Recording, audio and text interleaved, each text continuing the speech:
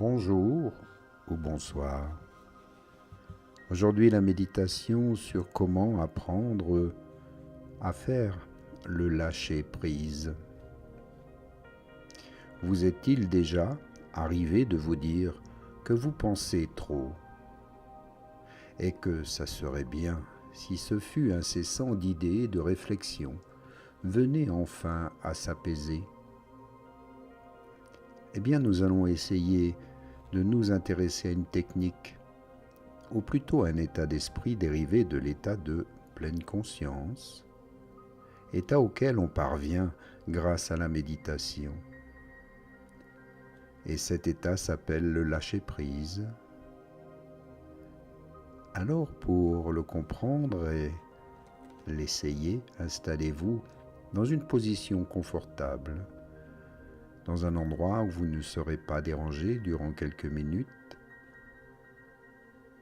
Puis bien installé, commencez par respirer. Vous pouvez garder les yeux ouverts ou fermer les yeux,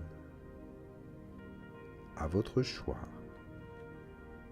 Mais concentrez-vous sur votre souffle, sur votre respiration.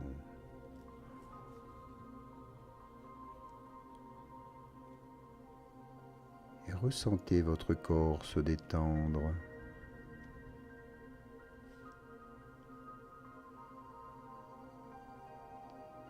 Puis, essayez d'être dans un état de pleine conscience qui permet de considérer tout événement ou fait d'un point de vue beaucoup plus objectif, en étant un peu plus distant, sans prendre parti, sans jugement, sans aucune analyse. Juste ressentir, percevoir ce qui est. C'est-à-dire que notre jugement n'est plus soumis au joug de nos émotions. Celles-ci ne conditionnent donc plus nos pensées ou nos actes. Le fait de lâcher prise de cette manière va encore plus loin. C'est devenir en quelque sorte juste un spectateur, de manière à pouvoir accueillir vos émotions et accepter que quoi qu'il se passe, vous avez le droit d'être dans la joie de l'instant, d'être disponible pour la joie et la découverte, car notre esprit n'est plus saturé par nos pensées, par le fait de sans cesse prévoir, calculer, juger, recalculer, analyser. C'est en fait accepter la réalité de l'état présent, en état intérieur de non-résistance. Comme le dicton qui recommande d'être tel le roseau, qui plie mais ne rompt pas. C'est une doctrine que vous pouvez mettre en place. Elle vous permet donc d'être bien sûr plus flexible et de ne pas perdre d'énergie en étant dans l'opposition, dans le déniement ou le refus.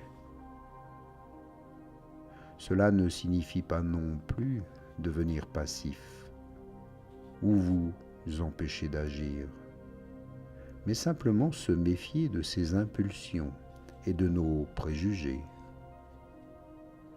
Mieux, à travers ce lâcher-prise, la paix intérieure émerge du plus profond de nous-mêmes.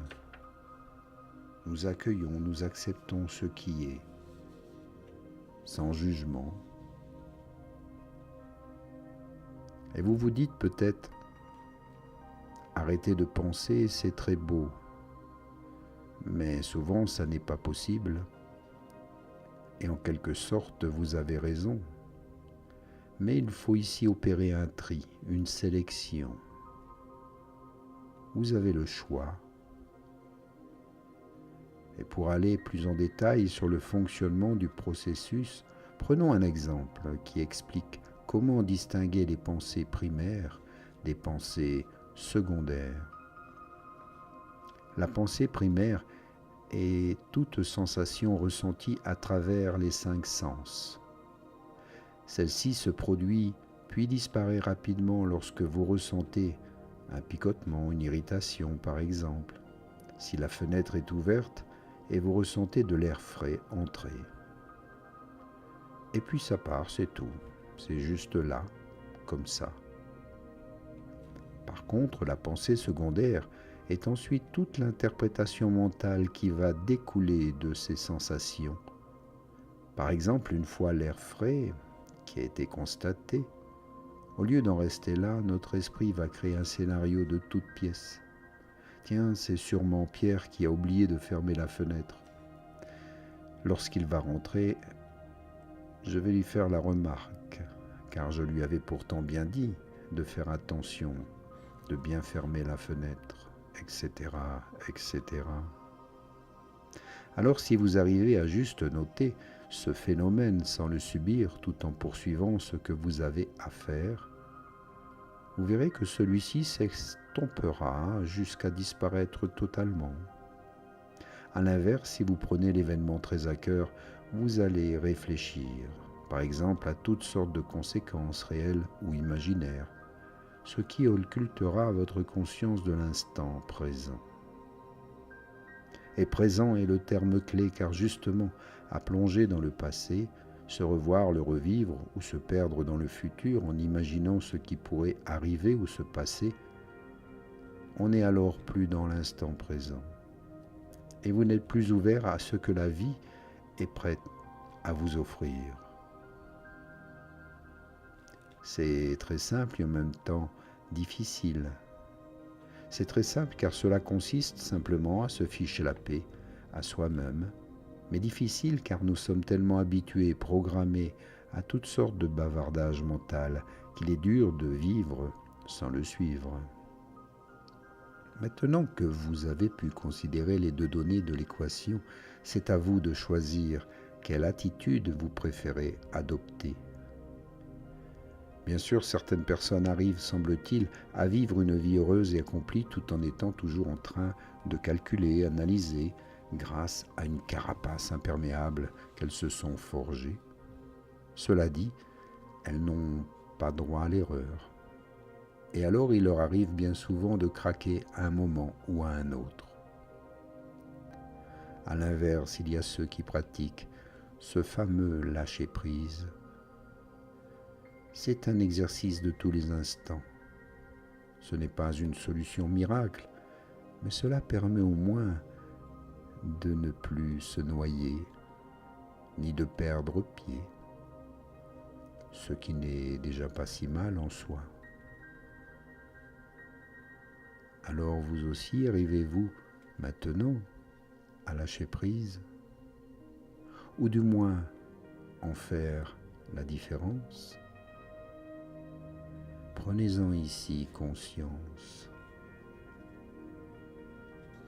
Inspire et expire, bouge les doigts, bouge la tête, un petit bâillement, un étirement pour revenir ici et maintenant. Namasté.